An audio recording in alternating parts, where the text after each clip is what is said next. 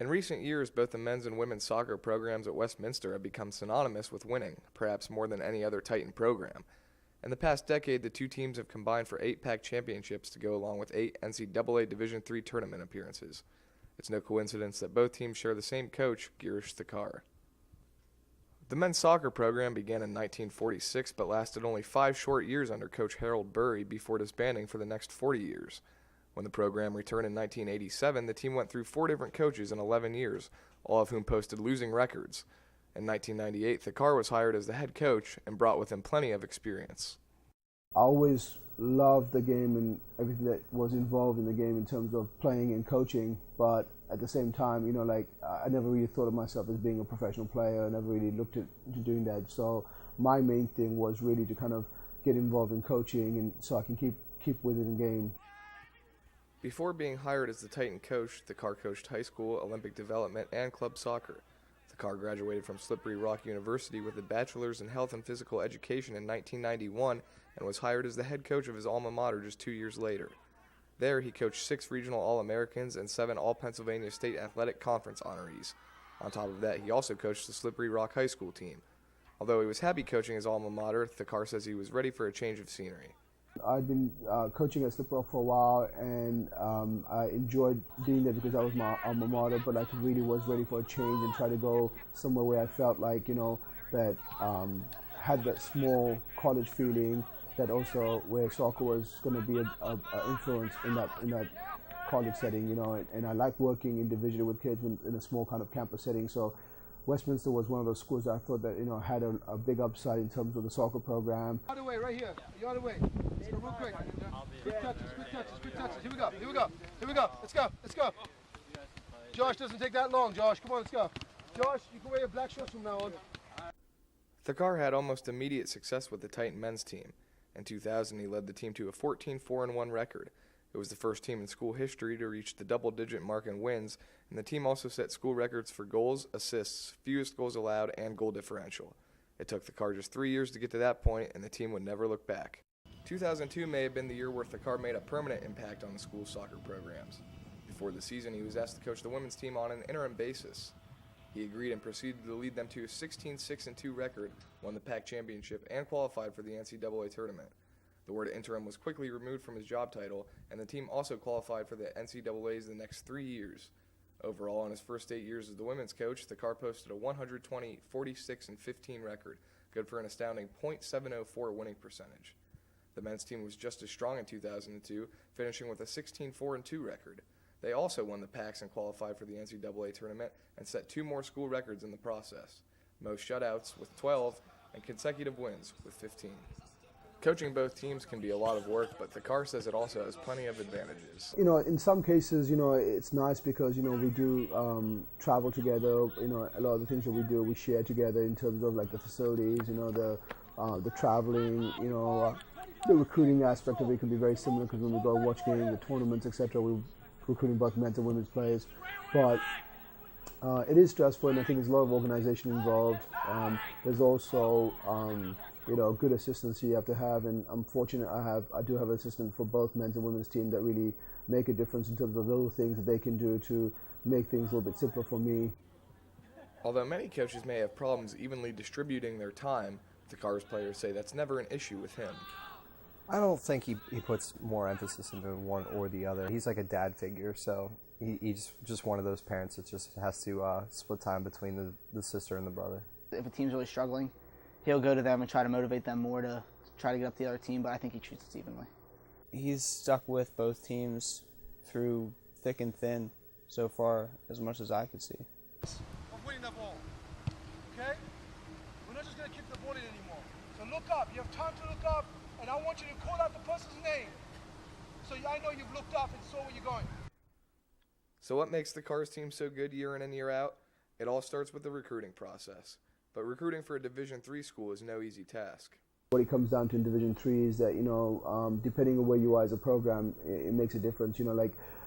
Some programs can be a little bit picky and really kind of focus on 1 or 2 recruits that they might be really aiming for in certain positions, and they just kind of go all out for those and hope to get one of them, and I think some schools that are in the top 10 or have certain kind of connections to certain schools can do that.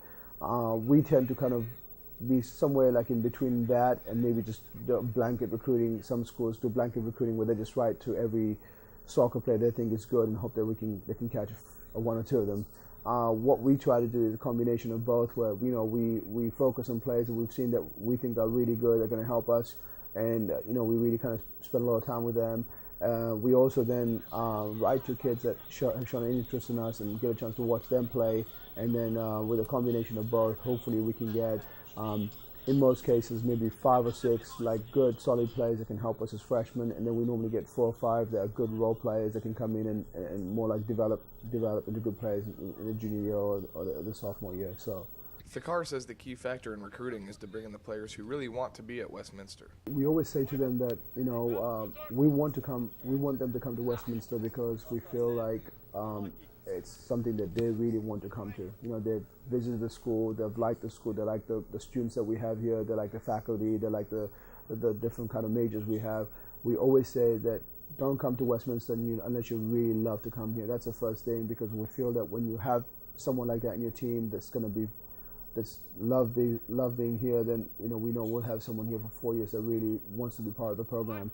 Cody Hainsey says he would encourage any high school soccer player to look at Westminster.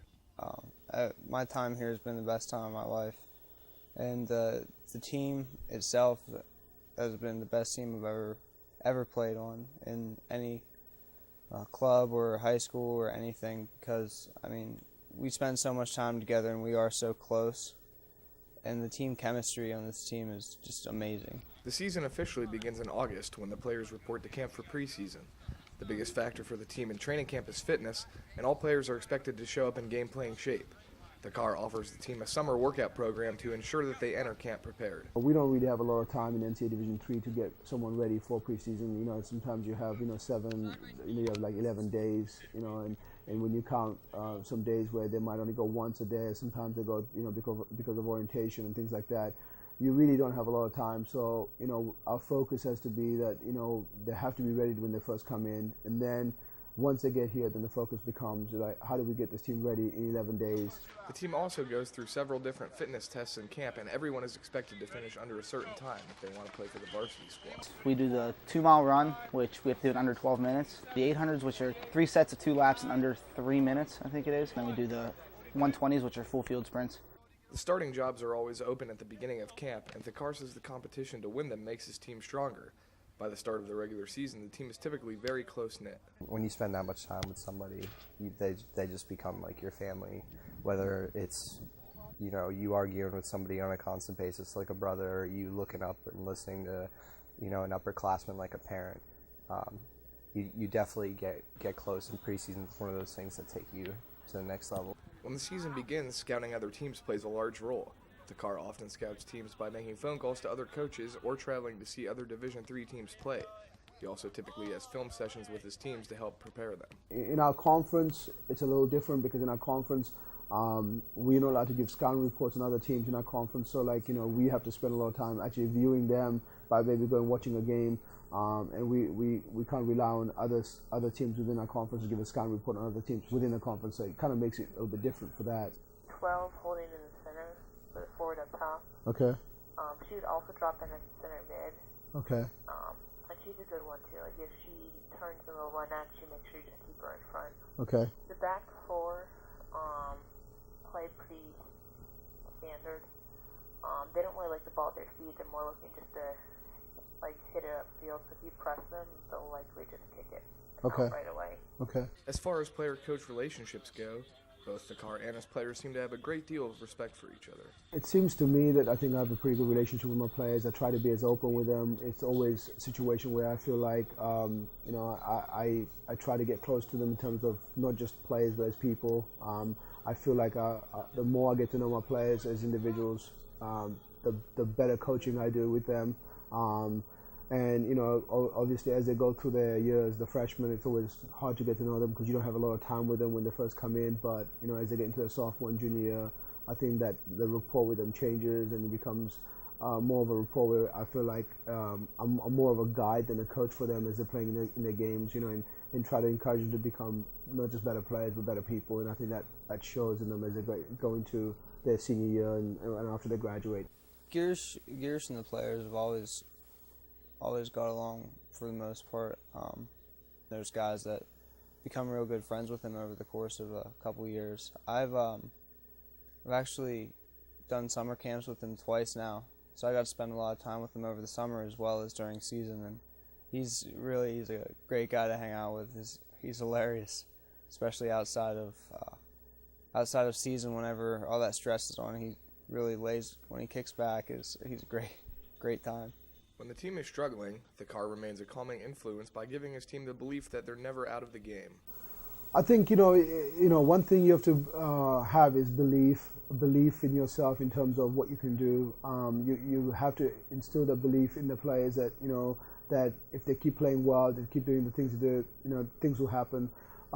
Combination of that, you also have to show them in practice that they can still achieve those things. So you have to adjust your practices and look at the things that you're not doing very well, whether it might be if you're not scoring goals, why is it that you're not scoring goals? Is it because they're not taking enough shots? Is it because the shots are going wide? Is it, what way, and try to work at practices with those things to see that they can have success at practice, and hopefully they'll continue doing that at games. Girish motivates us kind of like a dad would motivate a kid that just got in trouble at school. Kind of restate the situation, but not in an extremely negative manner. But what it is, it's a reality standpoint, and when you're a team that's in tune with reality, it's very easy to bounce back from things that don't go your way one day, or bad calls, or a bad game. But stay with your guy in a way that you're not chasing him. Like say, if I'm walking him and like he takes me across, I can't follow him, because if I follow him, the ball's gonna come across and he's gonna be first to the ball. So I gotta just drop back like this and keep him in front of me, so when the ball comes across, I can get the ball out again. Right? Okay. So what's made the Titan soccer program so strong in the past decade? A combination of recruiting, talent, chemistry, and the man that puts it all together, Girish Thakar. He's very, very level-headed in that he doesn't get worked up when things are not quite going the way that he wants them, and his knowledge of the game is impeccable. Obviously, he's very experienced and he knows a lot about it, and he can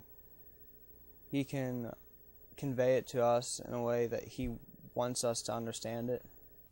While Thakar says his coaching future could include other jobs, he makes it clear that right now he's happy at Westminster.